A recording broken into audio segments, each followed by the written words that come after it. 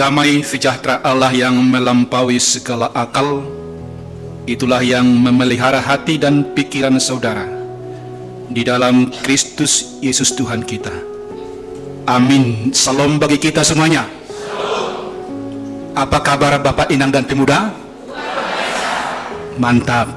Mari Bapak Ibu dan Pemuda yang terkasih, kita sama-sama membuka Alkitab kita, firman Tuhan yang menjadi khotbah untuk minggu yang ke-17 setelah Trinitatis, diambil dari kitab Yakobus pasal yang keempat, pasal yang kelima, ayat yang ke-7 sampai ayat yang ke-11. Yakobus pasal 5 ayat 7 sampai ayat 11 dengan topik atau tema tekun melakukan kehendak Allah. Mari Bapak Ibu dan Pemuda, kita membacanya bergantian. Saya yang memulai, kemudian jemaat demikian hingga selesai. Saya mulai. Bersabar dalam penderitaan. Karena itu, saudara-saudara, bersabarlah sampai kepada kedatangan Tuhan. Sesungguhnya petani menantikan hasil yang berharga dari tanahnya, dan ia sabar sampai telah turun hujan musim gugur dan hujan musim semi.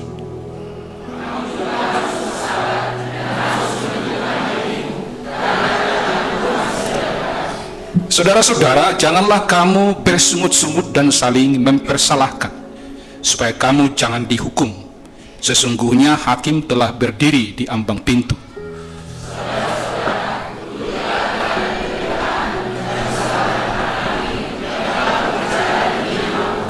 Sesungguhnya kami menyebut mereka berbahagia, yaitu mereka yang telah bertekun.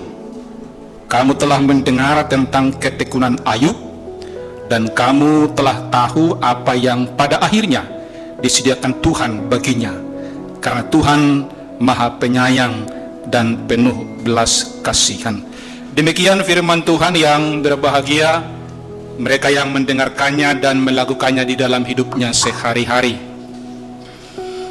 Jemaat yang terkasih di dalam Kristus, sebagai orang percaya tentu kita harus menyikapi setiap penderitaan apapun bentuknya dengan cara yang benar. Apakah penderitaan karena penyakit yang kita alami, penderitaan karena usia kita yang semakin menua, penderitaan karena penindasan orang lain seperti pengalaman orang Kristen pada zaman Yakobus misalnya, dari orang-orang kaya terhadap mereka, atau penindasan atau penderitaan karena konsekuensi hidup dalam kebenaran firman Tuhan, menyatakan kebenaran firman Tuhan seperti para nabi, atau penderitaan karena ujian iman seperti pengalaman Ayub disinggung dalam khotbah kita. Bahkan barangkali penderitaan karena kehilangan dari yang kita kasihi. Sekali lagi, sebagai orang Kristen, Bapak, Ibu, dan Pemuda, kita harus menyikapi penderitaan secara benar. Lalu pertanyaan kita, secara benar seperti apa? Menyikapi penderitaan dengan benar berarti sebuah sikap yang tetap hidup di dalam kehendak Tuhan, hidup melakukan kehendak Tuhan sekalipun sedang menderita. Bukan sebaliknya yang kita lakukan, menjauh dari Tuhan, atau sama sekali tidak melakukan kehendak Tuhan. Kita tahu Bapak, Ibu, dan Pemuda, fakta-fakta dalam hidup sehari-hari, banyak orang yang tidak peduli lagi akan kehendak Tuhan, melakukan kehendak Tuhan ketika dia sedang menderita.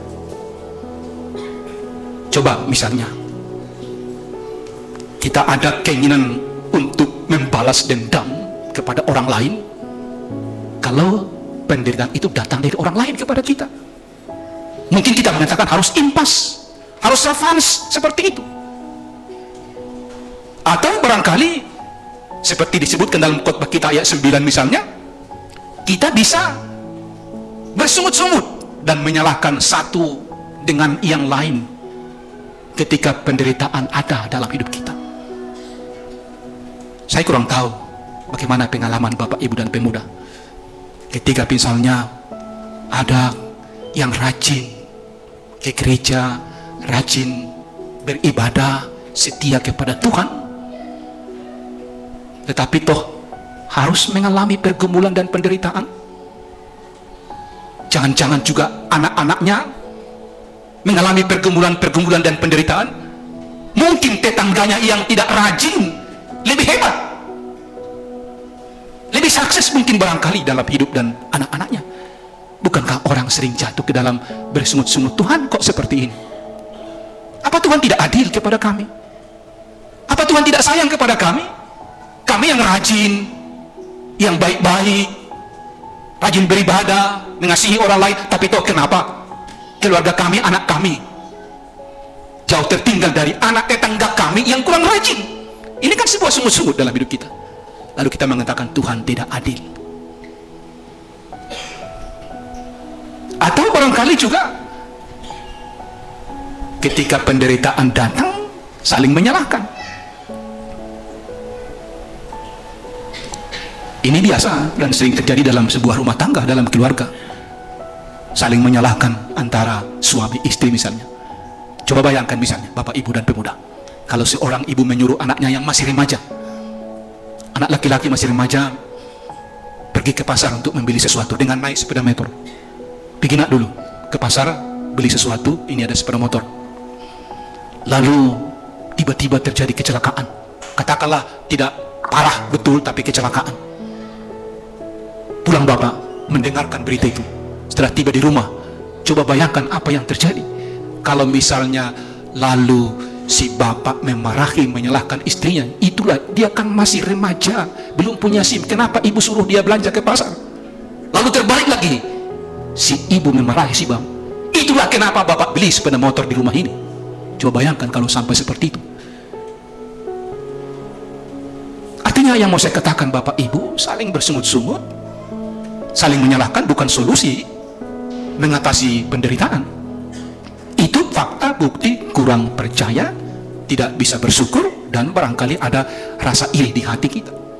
Atau barangkali pengalaman-pengalaman yang nyata dalam hidup sehari-hari Bapak Ibu, akibat dari penderitaan itu bisa iman kita semakin melemah, yang ditandai dalam berbagai bentuk. Kalau iman yang melemah bisa ditandai dengan semakin malas bergereja, malas bersekutu, mungkin semakin malas juga berdoa, malas baca firman Tuhan. Seperti itu. Atau penderitaan juga bisa mengakibatkan kita masuk ke dalam dosa yang lebih dalam. Kita melarikan diri dari kenyataan hidup dan masuk ke dalam lingkaran dosa dengan perbuatan-perbuatan yang bukan Tuhan kehendaki. Kalau ada orang melarikan diri dari hidupnya dengan mungkin, maaflah, menikmati narkoba, menikmati judi entah online atau tidak online, menikmati hiburan-hiburan duniawi yang tidak Tuhan sukai misalnya, ini kan bagian dari sebuah pelarian ke dalam dosa. Jadi apa yang mau saya katakan dari semua itu Bapak Ibu, sederhana sekali. Harus kita sikapi secara benar setiap penderitaan yang kita alami, karena dalam fakta, kenyataan, banyak orang yang terjebak, yang jauh dari Tuhan, jatuh ke dalam dosa akibat penderitaan dalam kehidupan. Lalu pertanyaan sederhana, bagaimana pendeta, bagaimana kita menyikapi penderitaan itu berdasarkan khotbah hari ini? Itulah yang mau kita angkat, dan itu yang mau saya sampaikan pada hari ini. Ada 3 sikap kita Bapak Ibu.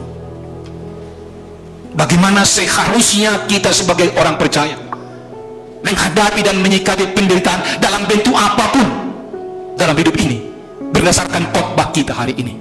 Pertama Bapak Ibu, kita harus bersabar sampai hari Tuhan, atau bersabar karena kedatangan Tuhan. Menarik mencermati statement seperti ini, bersabar sampai hari Tuhan atau bersabar karena hari Tuhan. Untuk memahami ini digambarkan Yakobus bahwa bersabar sampai hari Tuhan itu, bersabar karena hari Tuhan itu digambarkan seperti kesabaran seorang petani. Apa yang boleh Bapak Ibu dan pemuda amati dari petani? Pada umumnya kan kita berlatar belakang dari keluarga petani. Saya sendiri juga seperti itu. Kalau boleh saya katakan, yang boleh kita amati bahwa petani tidak pernah berpangku tangan. Dia aktif bekerja, aktif berusaha, menanam tanamannya, memupuk tanamannya, mengusahakan tanamannya tumbuh sedemikian rupa sambil berharap akan panen. Artinya dia melakukan bagiannya, melakukan apa yang dia kerjakan, apa yang boleh dia lakukan. Itu seorang petani. Tetapi tidak hanya di situ keaktifannya.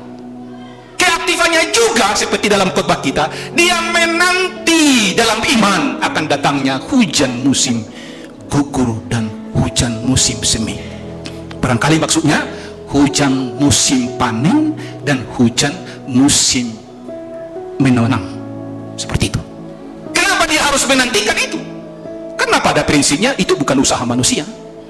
Bukan seperti sekarang ada hujan buatan. Hujan itu datang dibutuhkan untuk tanaman, tapi bukan usaha manusia. Maka saya katakan tadi, sambil dia mengambil bagiannya terus menerus bekerja untuk tanaman yang dia tanam, entah apapun namanya itu, tapi juga dia aktif beriman, menanti apa yang Tuhan lakukan, apa yang Tuhan perbuat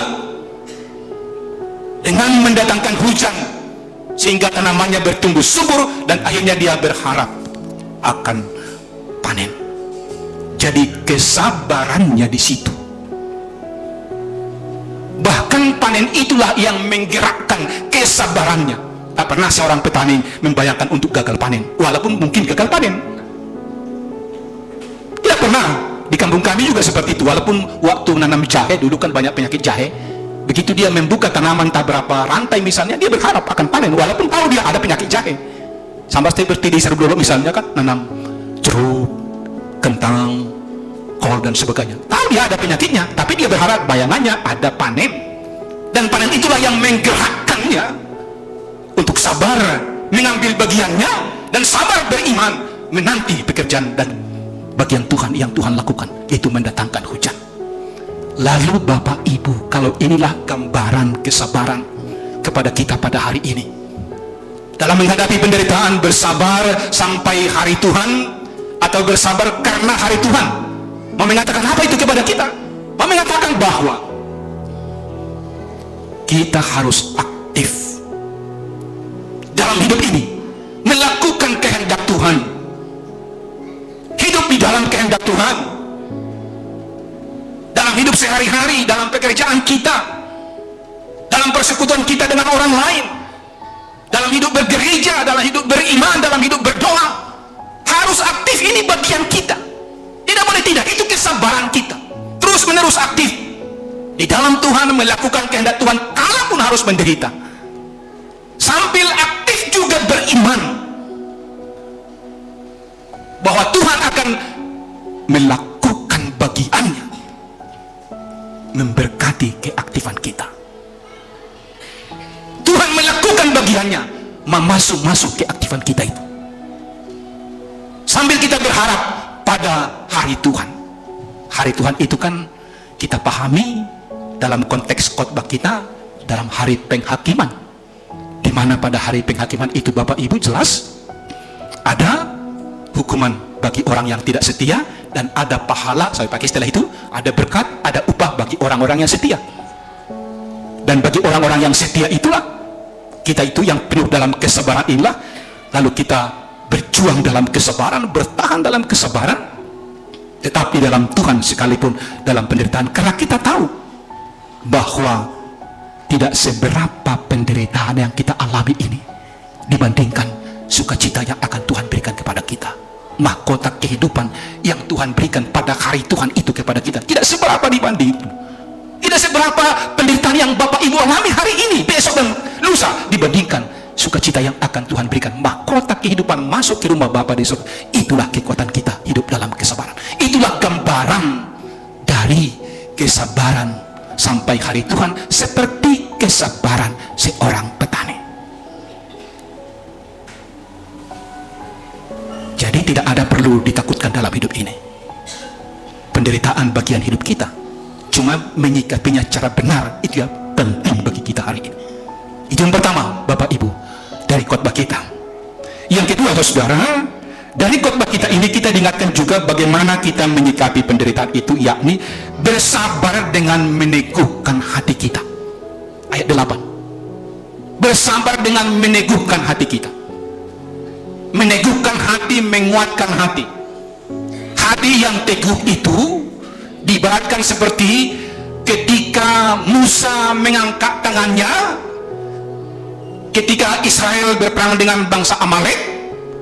Lalu Musa mengangkat tangannya, tapi karena Musa tidak tahan, lalu oleh Harun dan Hur didudukkan dia dalam sebuah batu, lalu mereka menopang tangan Musa sehingga terus tegak lurus. Selama tegak lurus tangan Musa, maka kemenangan ada bagi orang Israel.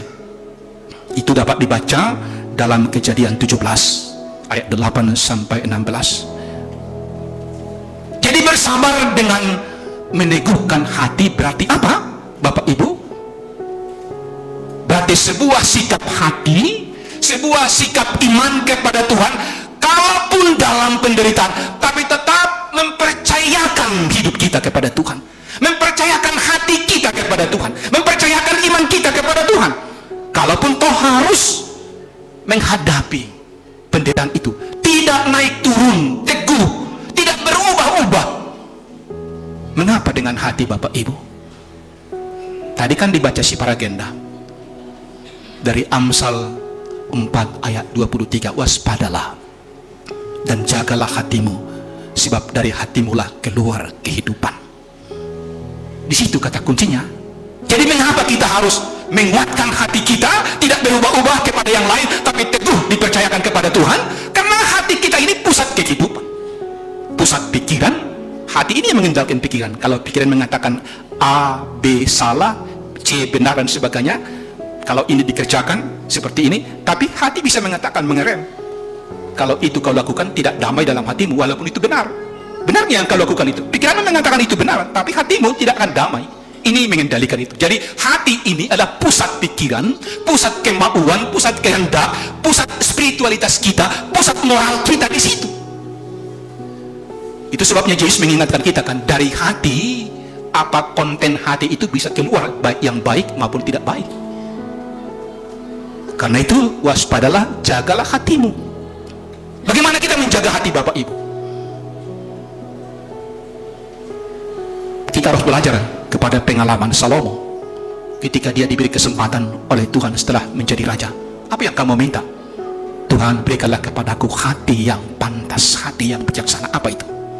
Hati yang pantas, hati yang bijaksana, hati yang mau dengar-dengaran akan Tuhan, yang tunduk kepada Tuhan, yang taat kepada firman Tuhan. Hati itulah yang harus kita perlukan, dan itulah yang menjaga kesabaran kita di tengah penderitaan, di tengah pergumulan, bahwa kita tidak akan jatuh ke dalam keberdosaan dan meninggalkan Tuhan kalaupun harus menderita, karena hati kita terus dipercayakan kepada Tuhan, diberikan ketaatan kepada Tuhan.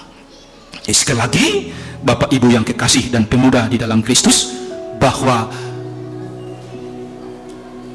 strategi kita menyikapi penderitaan ialah menjaga, bersabar dengan menjaga hati kita, bersabar dengan meneguhkan hati kita, bersabar dengan menguatkan hati kita ketika kita sungguh-sungguh mempercayakannya kepada Tuhan dan sungguh-sungguh dengar-dengaran akan Tuhan maupun akan firman-Nya. Maka pasti kita sanggup menghadapi penderitaan tanpa menjauh dari Tuhan. Itu yang kedua. Lalu yang ketiga, saudara, bagaimana kita menghadapi, menyikapi penderitaan? Itu ayat 10 sampai 11. Bersabar dengan menuruti teladan penderitaan dan kesabaran para nabi maupun teladan Ayub. Sederhana sekali. Apa yang boleh kita pelajari dari keteladanan penderitaan dan kesabaran para nabi? Saya simpulkan saja sederhana. Nabi sebagai pemberita firman Nabi sebagai utusan Tuhan, Nabi sebagai yang hidup dalam kebenaran dan menyatakan kebenaran Tuhan, harus di dalam ketekunan, di dalam ketabahan, di dalam kesabaran, walaupun konsekuensinya mungkin mengalami penderitaan karena pemberitaan firman itu sendiri. Dia siap mengalami konsekuensi menderita karena kebenaran. Dia siap mengalami konsekuensi mungkin dibunuh karena kebenaran. Mengapa dia sanggup untuk itu? Karena dia tahu dalam pengalaman itu ada pemeliharaan Tuhan dalam hidupnya. Itulah membuat dia sanggup. Mau kita berikan contoh? Contoh pertama, Yeremia. Nanti baca di rumah, Yeremia 20 ayat 7 sampai 18. Apa yang Bapak Ibu lihat di sana? Mulai dari ayat 1 misalnya, ketika Yeremia di penjara. Ya, dia di penjara karena pemberitaan firman Tuhan. Lalu dalam ayat 7 dari Yeremia 20, dia berkeluh kesah karena tekanan-tekanan dalam tugas pelayanannya. Tetapi dia tetap menyerahkan hidupnya kepada Tuhan, dan akhirnya dia dilepaskan di situ.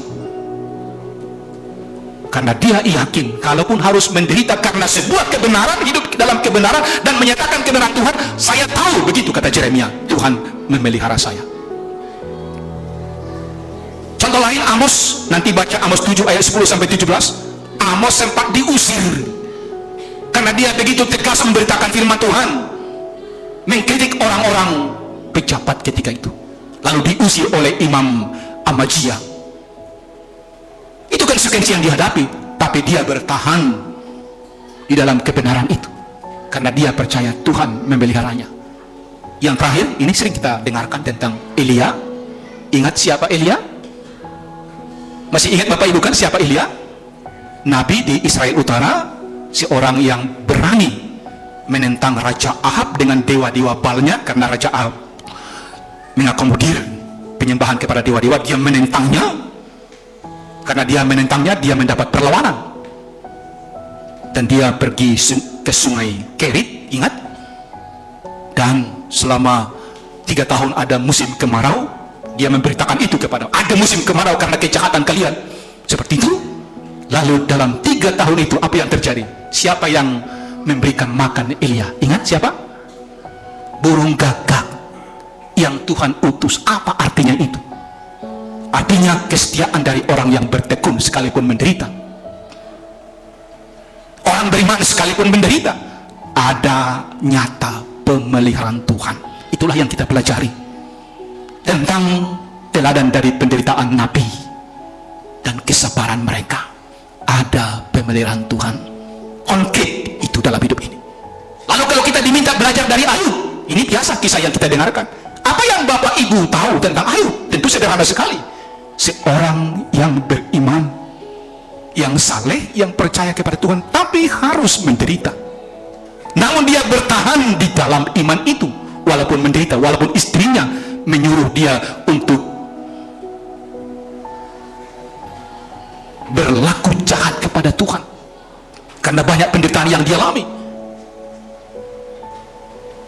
Teman hidupnya mengusulkan supaya dia berlaku jahat kepada Tuhan, tetapi Ayub bertahan. Memang dia tidak sempurna, tetapi kita ingat ada sebuah pengakuannya. Sekarang aku baru tahu, dalam Ayub 42, segala sesuatu tergantung kepada kehendak Tuhan. Itulah pengakuan yang luar biasa dari Ayub. Artinya apa? Dia tekun, tabah, bertahan di dalam iman kepada Tuhan, mempercayakan hidupnya kepada Tuhan kalaupun dalam penderitaan. Dan apa dampaknya Bapak Ibu?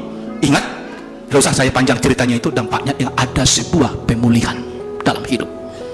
Dan pemulihannya bahwa dia kembali mendapatkan istri, hartanya juga ada, lahir anak-anaknya dari istrinya yang baru itu. Dan dalam Alkitab disebutkan dalam bahasa Balungun, hidupnya meredohar, melampaui makna yang luar biasa. Tidak hanya penuh dengan kekayaan, tapi penuh dengan kebahagiaan karena hidupnya dipulihkan oleh Tuhan. Jadi kalau hari ini kita diminta dalam poin yang ketiga, bersabar meniru keteladanan penderitaan Nabi, bersabar meniru pengalaman Ayub juga, mau mengatakan apapun Bapak Ibu bentuk penderitaanmu sekarang, bertahanlah, bertekunlah, mempercayakan hidup kita kepada Tuhan, karena sama seperti pengalaman Nabi, Tuhan memelihara kita dalam penderitaan itu. Sama seperti pengalaman Ayub, Tuhan memulihkan kita dari penderitaan itu. Tidak nanti setelah kita mati, sekarang dalam hidup ini. Harus kita aminkan seperti itu, sekarang dalam hidup ini. Jangan bayangkan nantilah setelah kita mati kebahagiaan itu. Sekarang ini bukti dari firman Tuhan hari ini. Jemaat yang terkasih di dalam Kristus, kalau tema khotbah kita hari ini mengatakan kepada kita bahwa tekun melakukan kehendak Tuhan, apa artinya? Saya simpulkan khotbah kita secara sederhana. Tekun melakukan kehendak Tuhan ialah lakukanlah Bapak, Ibu, dan pemuda bagianmu, tugasmu dalam hidup ini. Bagi yang bekerja, bekerjalah dengan baik di dalam Tuhan. Bagi yang beraktivitas dengan baik di dalam Tuhan, dalam pergaulan dengan baik di dalam Tuhan, lakukan itu. Aktif terus menerus, itulah kesabaran kita di dalam Tuhan. Mengerjakan kehendaknya melalui pekerjaan kita, melalui hidup kita. Tetapi di sisi yang lain, aktiflah Bapak Ibu berharap dalam iman bahwa Tuhan pasti melakukan bagiannya. Katakan dalam hatimu, Tuhan pasti melakukan bagiannya. Bagiannya ialah memelihara aku dalam penderitaan ini. Bagiannya ialah memulihkan aku dari penderitaan ini. Bagiannya ialah memberikan aku mahkota kehidupan pada hari Tuhan. Amin. Di situ iman kita. Kalau enggak, kita akan bahaya menghadapi penderitaan. Dan disitulah rahasia kebenaran dan kesabaran itu. Karena itu sekali lagi, marilah dengan penuh sukacita lewat firman Tuhan hari ini melakukan terus bagian-bagian kita dalam konteks kehendak Tuhan, pekerjaan Tuhan, dan beriman kepada apa yang Tuhan lakukan dalam hidup kita sehari-hari, memelihara kita dalam pergumulan, memulihkan kita dalam keadaan kita yang mungkin ya terseok-seok, dan yang paling puncaknya memberikan mahkota kehidupan kepada kita pada hari Tuhan. Tuhanlah memberkati kita semua dan menyertai kita meneruskan perjalanan dalam perjuangan hidup ini. Amin. Mari kita berdoa. Terima kasih Bapa untuk firman hari ini. Benar bercermin dari petani. Kami bukan bersabar dalam arti pasif, tetapi aktif melakukan bagian kami. Sambil aktif beriman, berharap Tuhan pasti melakukan bagiannya dalam hidup kami. Bercermin dari para nabi dan Ayub, kami diingatkan bahwa sekalipun harus menderita karena memang di dalam iman, dalam ketekunan kami kepada Tuhan, konsekuensinya penderitaan, tetapi sepanjang kami bertahan di sana, di dalam kebenaran itu, di dalam iman itu, ternyata Tuhan memelihara kami seperti Tuhan memelihara para nabi. Tuhan memulihkan kami seperti Tuhan memulihkan Ayub. Bahkan Tuhan memahkotai kami, puncak kebahagiaan terbesar pada hari Tuhan, hari di mana kami menikmati kebahagiaan itu dari jerih payah kami di dunia ini. Terima kasih untuk firman-Mu. Kuatkan kami merenungkan firman ini sebagai kekuatan bagi kami menjalani hidup dalam minggu-minggu ini. Terima kasih Bapa, kami serahkan jemaat-Mu ini dalam semua pergumulan yang dihadapi.